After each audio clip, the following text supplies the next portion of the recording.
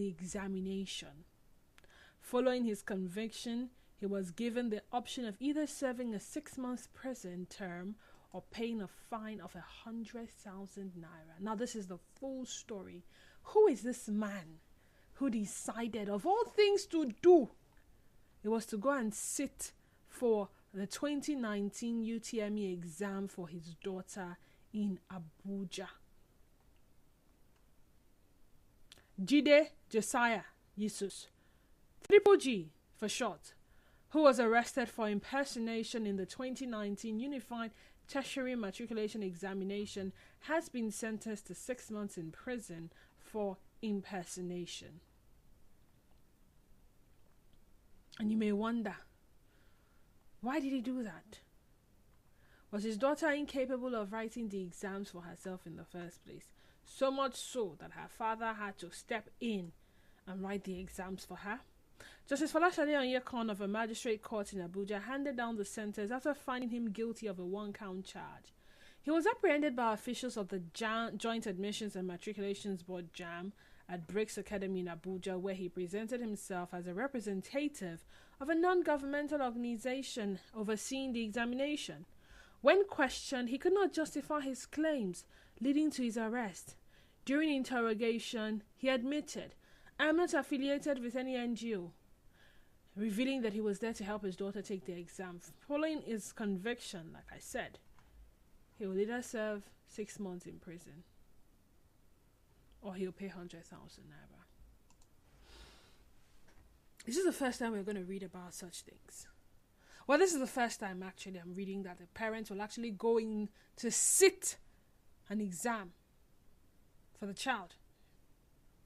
So sitting for the child, rather, in an examination. I remembered when I wrote my first WAEC, I had no parents accompany me to write it. I was just giving transportation every day to show up at the venue with my basic writing materials. The most my dad did for me was pray. If he was awake by the time I was leaving the house, pray for me for success in my exams, and I will go ahead and write, and I will come back. And the next question would be, how was the examination? The last time I had someone accompany me to write an exam was an entrance examination. When I went to write my first school leaving, I went there by myself. But entrance examination into the university, we had several schools trying to convince parents to enroll their children. And some of these schools were promising, right? And to get into those schools, of course, you needed to write the exams, unlike now that people are just giving admission forms to fill. So we filled the form together, and I didn't know the place. To be honest, he didn't even know the place as well. It was different because normally my primary school, I could go to school on my own, and I would get from my house, walk down to my school and back. This time around, the different schools were going to write the exams. I needed somebody to accompany me. But that was the most I got. Someone accompany me to go and write the exams myself. At times, I would have the person wait till I'm done writing so the person can take me back home. I know I had written an entrance examination into police secondary school at the time because I attended police children's school. I had also written at a private school. But after all said and done, we settled for the private school because I passed the exam and I was offered admission immediately. Now, there are milestones in a child's life. And some of these milestones are academic milestones, all right? Your child graduating from nursery school, getting to primary school, your child going to write exams, your child, having presentations, one performance here and there. And yes, they would need you as their parents to be there for them. Your child doing homework. I don't understand this thing. Daddy, what is this? Mommy, what is this? And yeah, under normal circumstance, you're supposed to explain it to them, but then you leave them to write. Right? I mean, that's how it's supposed to be. But parents these days are writing exams for their children. They even go as far as paying for the child to pass the exams. Paying for the child to be promoted from a class that the child obviously failed and should be made to repeat that class. And all this is because they want the child to do things when their mates are doing them. Going everywhere with a child who is no longer a minor, by the way. So yes, when I wrote JAM, did I see parents bring their children to write JAM and wait for the child to be done writing the JAM to get into the vehicle if they came with a car or to go home together? Oh yes, I did see a lot of that. How about pursue TME? Oh, I did see a lot of parents. In fact, at some point it was like the parents were more than the students. And sometimes not only the parents, maybe the father and the mother and one brother or one sister. And you ask them, what are they doing? They say, my pikin can't write exam. I follow him. They call it spoon feeding. Your child is supposed to sync or this homework. And the child just says, I don't understand this. I don't understand this. In fact, you pick a pen or a pencil and you help the child to impute the details, the answers. Or you write this one. When the child is acting like the child is too slow, you just pick up the pencil and then you write by yourself. Or there's something my dad used to do then when we're learning handwriting. There was this very wonderful handwriting books. I don't know if it's still on sale now. But then my dad will guide my hand.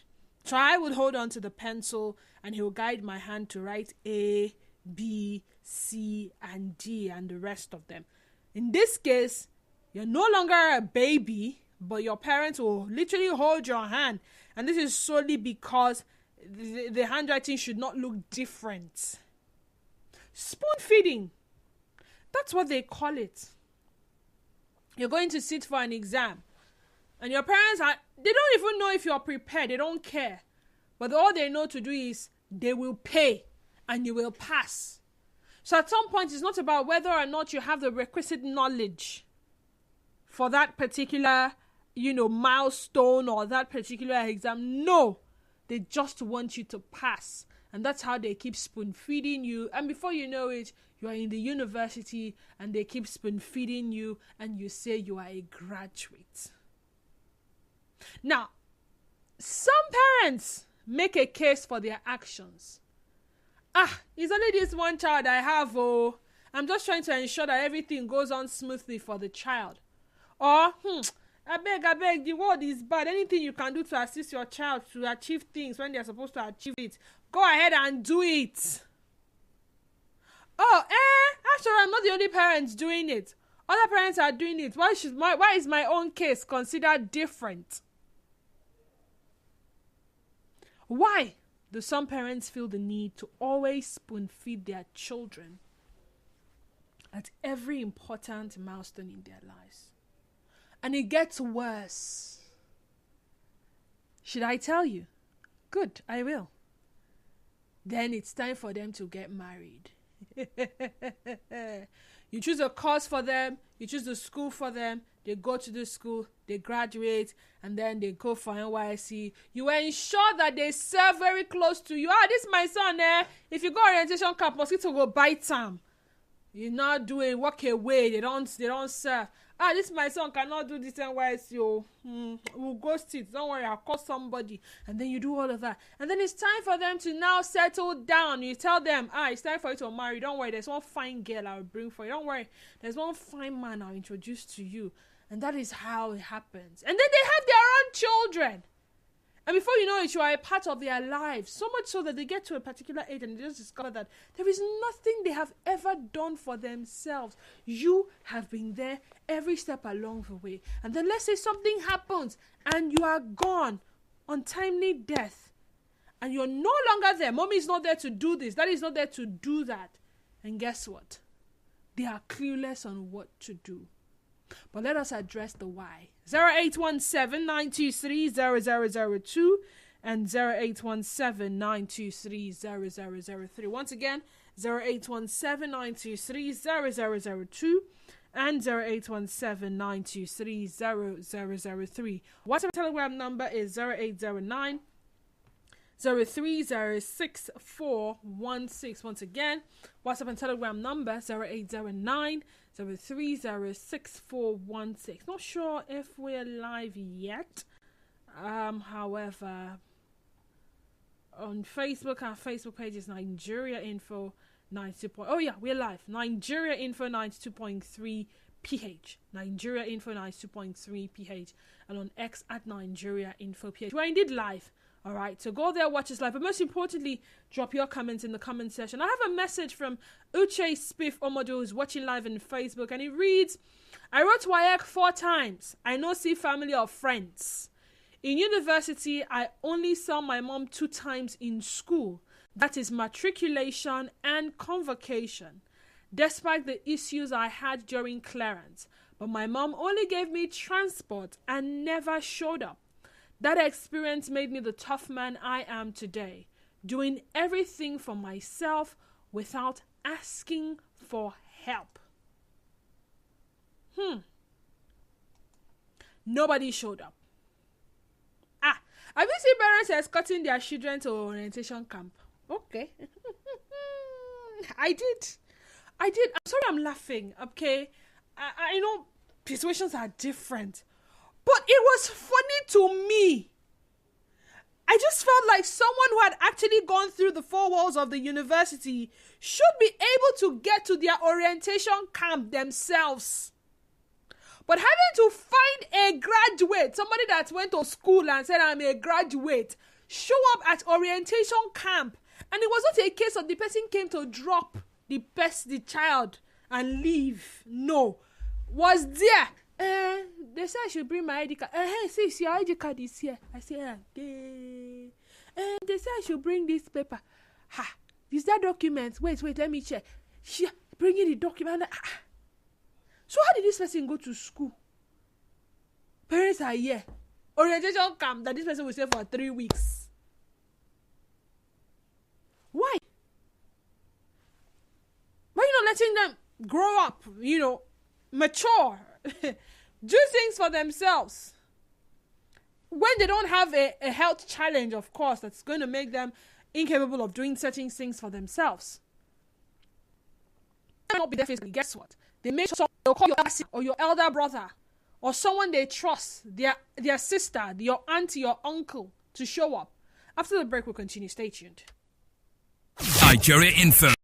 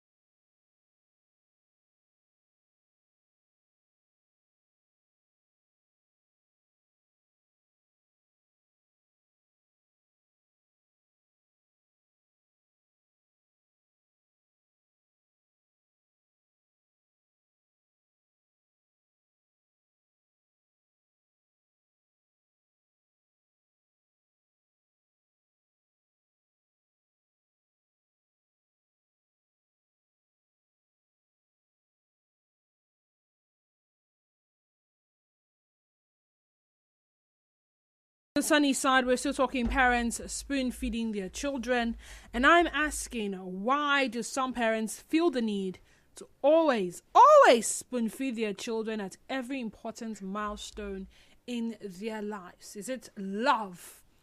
Is it, being there for their children?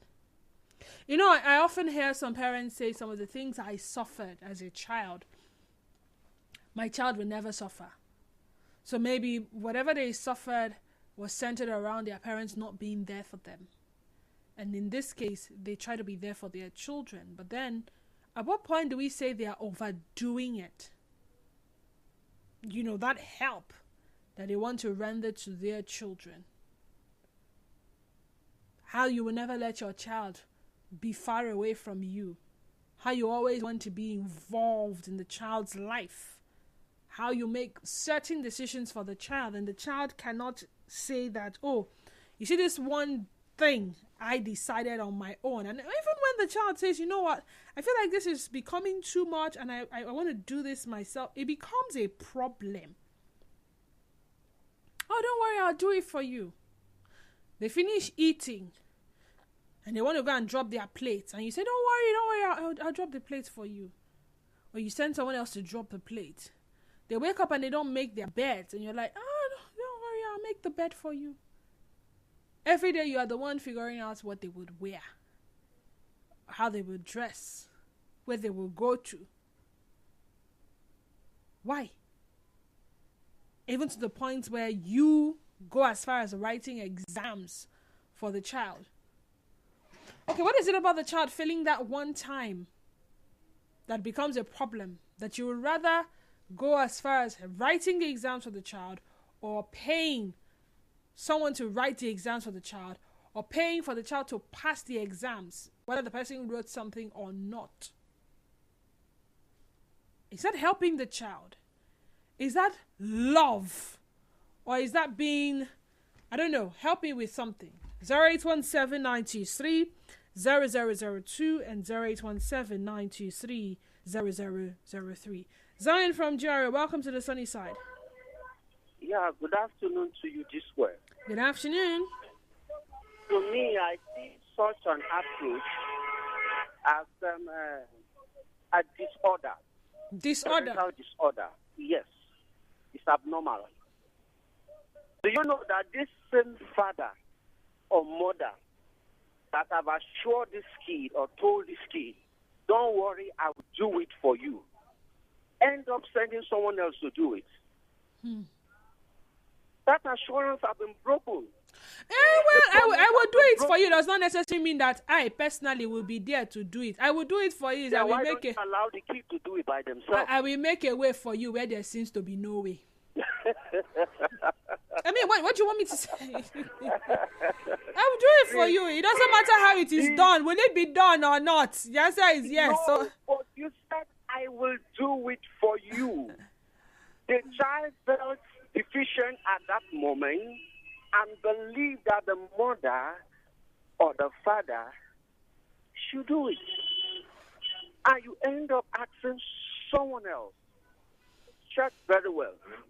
How come in this present age we have so many lazy teens who believe that being a cultist is the way out for them? Because their parents never allowed them to get to that age of being a teen or an adult. So he or she could not even find their way out of certain life challenges. They can't even go out of the house, which is very wrong. But look at us. Whose parents will even ask you go and fetch water from the next street. You have to cross road. We are not talking about now that drivers are even get very careful. Do you know how those roads used to be then? I know. I mean, my first accident in life was from running an errand just to go and buy candle across the street. Okada man hit me.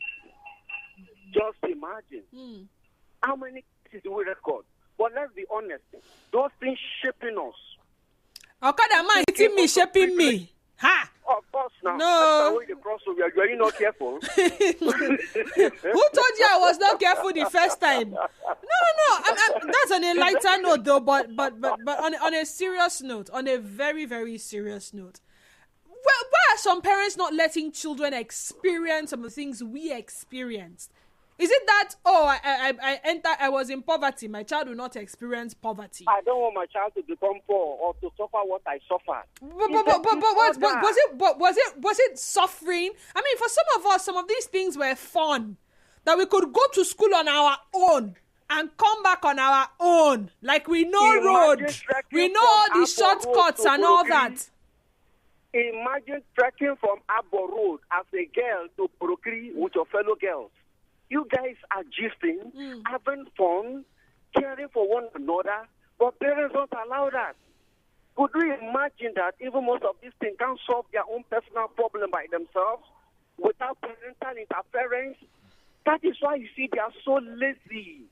They just resort to their phones because of their parents. Parents should allow these kids to explore their innate ability. Okay. Allow the kids to explore innate abilities. Ifeanyi from Port Harcourt, welcome to the sunny side. Yeah, thank you. So, I'm enjoying the program. I like the scenario you just. I like the scenario you said about the parents who try to do everything for their children. So, as far as even trying to do the assignments or like their exams. So, that just reminds me of different style of parenting. That kind of parenting is called helicopter parenting. Helicopter parenting. Over the children. Helicopter, yeah, it's called helicopter parenting. Interesting. Hello? If I am with you, I'm hearing of that word for the very first time. Or that phrase, rather, for the first time. Yes. No, there are different kinds of parenting. We have authoritative parenting, authoritarian parenting, we have unengaged parenting, we have helicopter parenting. And so helicopter parenting is hovering all over the children, taking away responsibility from the kids. Some parents who do that even go as far as fighting teachers at school for killing their child, or if the child receives a mark, maybe not over time. And then the parents go to the school to fight the teacher because he or she is sure that the child is supposed to score 10 over 10. So, but the good thing about it is, the good thing about that side of parenting is that it keeps the children close to the parents.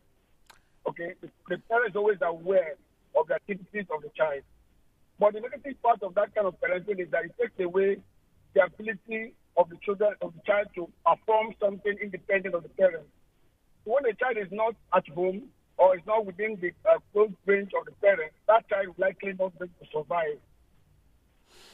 Ifeanyi, you just enlightened us on some kind of parenting, and you've given a name, but now you're giving it another name, helicopter parenting. What gives birth to helicopter parenting? Why do we have helicopter parents in the first place? Well, what we have is because some parents try to be protective. They feel that if they allow their children to stay away from them, they will likely make a mistake. They feel that they don't want their children to fail an exam or any assignment. They don't want the children to make any mistake.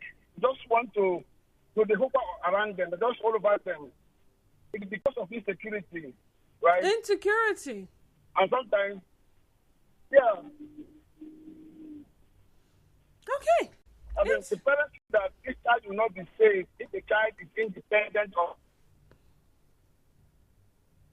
I need to always see my child in something. I need to be involved. You know, and then in fact, even do it for them because I don't want them to involve in maybe danger or any kind of. Begin to hallucinate that something bad will happen to this child. So let me do it for him. Let me do it for her. Okay. Insecurity on the part of the parents. I saw a movie last month, 1 year ago. It's a Nollywood movie, and it's a football, movie sort of. So very good football player, very young, had a friend who was a not so good player. Apparently, his mother wanted him to play football. I mean, no questions asked about whether or not this boy wants to play football. The mother said, you will kick ball.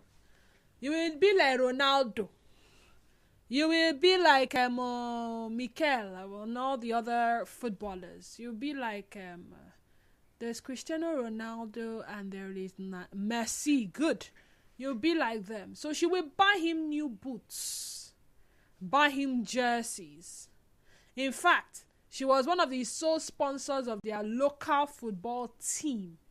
And all of this she was doing to ensure that her son had a good placement in the football team. But her son was not the best. No. He was not. But she wanted him, or she wanted that for him. And she went as far as spending to ensure that he gets in promising positions. But hey, and once upon a time, someone comes to the village to try to scout for, good footballers to sponsor and all. And, she tried to create a scene around it. The boy was not pleased, obviously. I mean, for all he knew, he just loved to play football.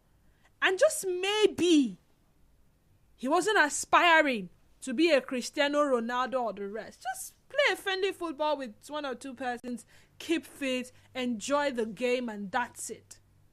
And when she saw her son was not on the field, she said, why is my son not playing ball in the field? Because she had one very terrible Akwa Ibom accent like that. Why is my son not in the field like that? Say, no. Serious people are playing, please. Say, no. I mean, I've been sponsoring this team. Look at my everything. She even had, when you sponsor something, they try to create you have promotional materials around the field of play. She had her banners and all that. And just because her son was not playing, she went to attack the coach. And when he said, you know what, you want to pull out? Go ahead. She goes ahead and starts taking off her promotional materials at that point in time. In fact, she even went as far as poisoning, like food poisoning, not poisoning to kill, the friend who was the best player the team had, or was he the team captain? Spoon feeding. No questions asked on this boy's personal interest. And at some point when he wanted to say something, she was like, shut up, what do you know? Yes. Are there parents like that still tell their children, what do you know? The answer is yes. But why?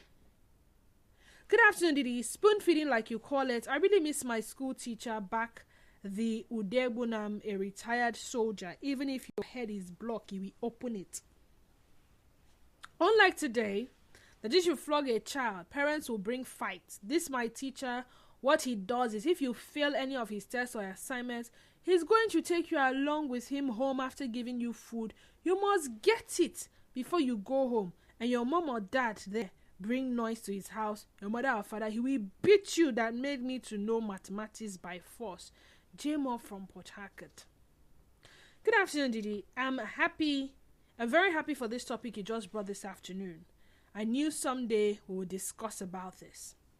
So many parents don't want their children or child to grow or don't think they have grown. Was going along to write my NECO in a village. My jam, I was never escorted by any family member. I even had to locate the school myself that morning because it was in Eleme. My post-UTME in RSU, come and see how some parents were there with the students who had to write the exam. I was like, is this love or careless pampering? Even when I gained admission, I was running the process. Some parents were the ones coming with their children to do it. My parents didn't even show up on my matric day. I just did my thing and went home. How about sign out? Same parents came with cakes for sign out. Some parents overdo. It doesn't mean the ones who don't do these things don't love their children. I just pray my parents surprise me on my convocation days. Sha, Kendrick. No, is it love?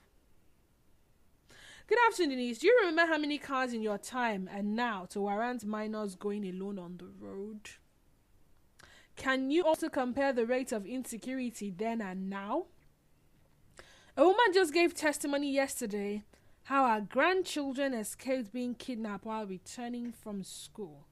So don't blame parents so much on checking their children with regards to security and safety. However, I don't support spoon feeding and all sorts. So there is security. Trust me.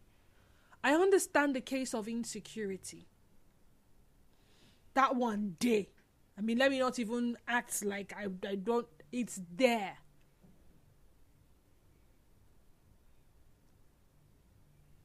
But there was insecurity in our time. I mean, those were the days when you pick money and you turn to yam. Was that not part of insecurity?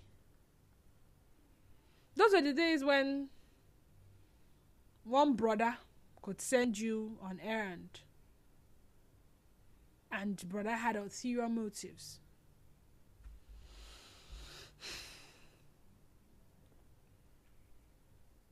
Did our parents make mistakes then?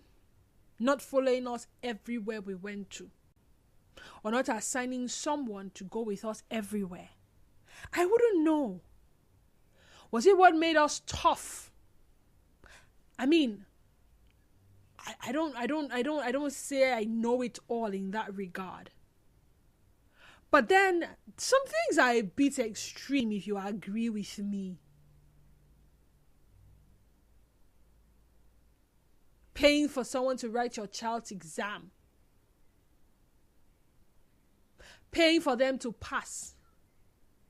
When your child is not promoted in their current class because they obviously need to still remain in that class and learn. You change the child's school or you go to the school and you make a case. Is that love? Is that, oh, I suffered this during my time, I wouldn't want my child to suffer it?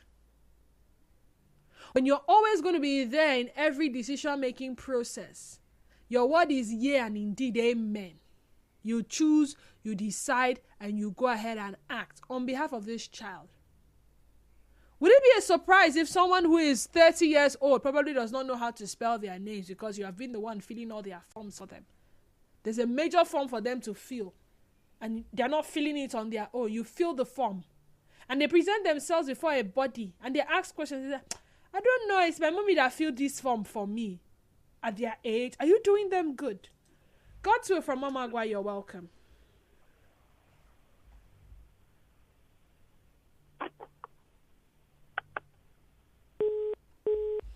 Okay. Good afternoon. My name is Mr. Real Choice. I attended a boarding school, County Grammar School, Ikwere Eche. From my GSS 1 to SS3, my dad only came to my school when the school closed at each term. I remember the day my dad paid my teacher to always ask me questions in the class, and if I failed to give the correct answer, he should flog me very well.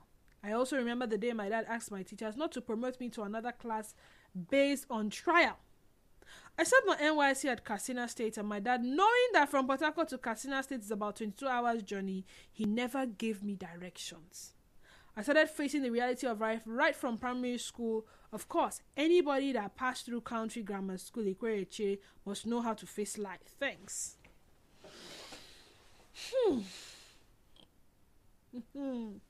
Your papa sha. Your papa sha, that's all I can say. George from Momo can say, I wrote WAEC 5 times, JAM 10 times, 9 was withheld. My father, an ex-military man, said nobody help him in the military. We should go there and use our brain. He only register you once in the WAEC and once in JAM. He called it green light. Anything you make of your life, enjoy it. That his pension is enough for him and his wife. This parenting style has helped me to believe in God and myself. This whole training helped me to be independent. I'm happy for myself now. I graduated. I'm doing well for myself. Thank you, Daddy Commander, as we call him. George from Momoku, did you ever feel that your father hated you? That your father did not like you? Your father did not love you? Yeah, Because at this point in time, sometimes they'll say there's a thin line between love, hate, and what's it called. Or I remembered one of these Saturdays I shared with you how I knew somebody. This son did not fail, oh. It's not like the son failed. The son passed and was to be promoted to another class. But she looked at the result critically and said, no, you will repeat this class. Yes. So guess what? When they'll be graduating, he's going to be the oldest person in his class, courtesy of his mother, who felt like, you know what? There's no need going to the next class if you have issues with this, and this. So even though your overall result says that you can be promoted, I will go to this school and I will tell them that I think you're still struggling and that I want you to repeat this particular class. The teachers argued back and forth, and at the end of the day, he did. And guess what? He greatly improved. Significantly improved. That decision she took, not many mothers will take that kind of decision. In fact, when she was telling the husband about it, the husband was like, yeah, is there any need? Let him just, no. This boy, he's struggling in this area. Let him do the class again. We'll pay another school fees. It's not a problem. Let him do the class again. But then there are children that would utterly fail a class.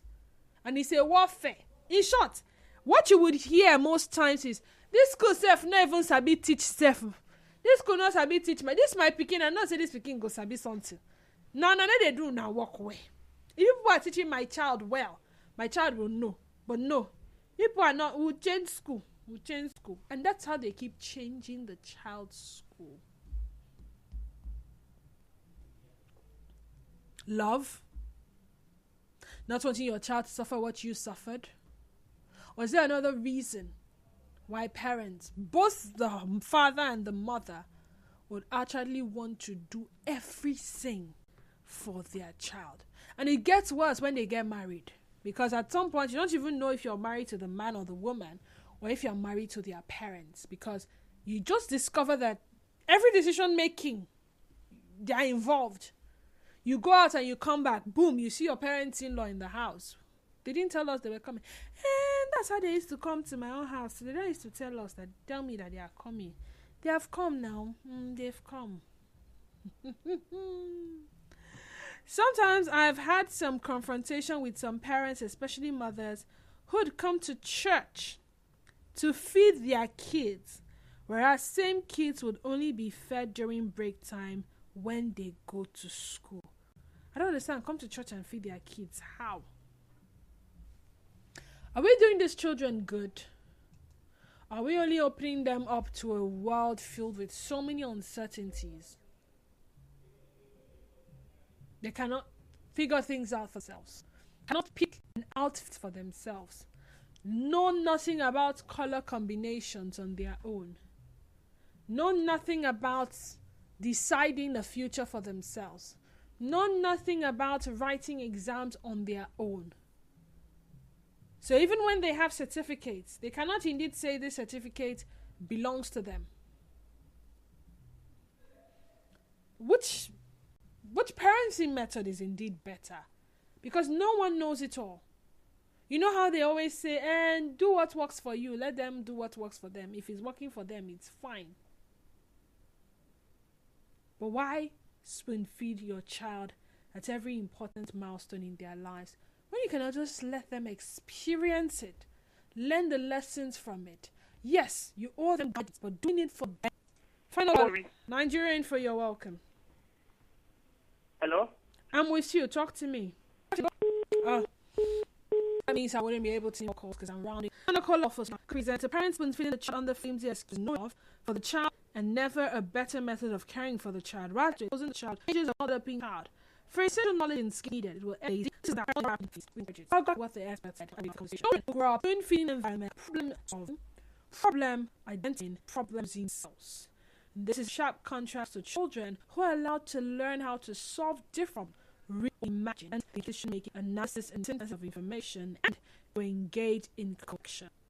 So if you agree with the experts, and if the spoon-feeding pattern or the helicopter parenting pattern is what you prefer. Ball is in your court. Wherever your child turn out to be, it is solely on you. But at the end of the day, you're the parent. You know. My name is Denise Ennis. Well, thank you so much for being a part of the conversation on X. We're at Nigeria Info PH, and Facebook page remains Nigeria Info 92.3 PH. Instagram and Threads at Nigeria Info FM on the PH. On X and Instagram, I am on __ Dennis. Follow my Facebook page and Facebook account. Denise Dennis is the Facebook page, and Dennis Olu is the Facebook account. Rivers today comes up with 3 after facts with the man of the people, Kalakuru Batable. Enjoy the rest of your Tuesday. Adios. It's natural to have different ideologies. We tend to see this from different perspectives. So